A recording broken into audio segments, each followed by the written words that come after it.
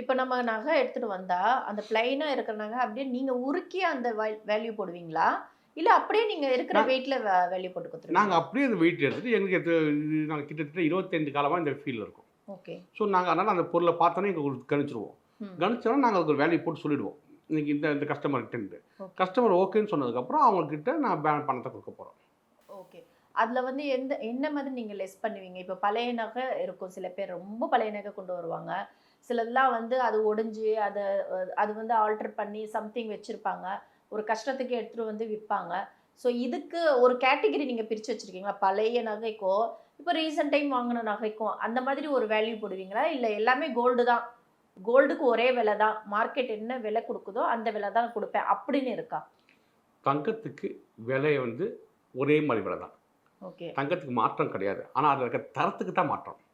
இப்போ ஒரு சில 75% இருக்கும். ம். 80% கோல்டு இருக்கும்.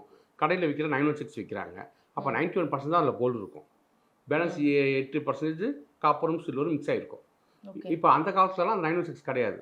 அது 80, 85 அந்த ரேஞ்சுல ம். கோல்டு இருக்கும். ம். அப்ப அதுக்கேத்த மாரி வேல்யூ போடுவோம்.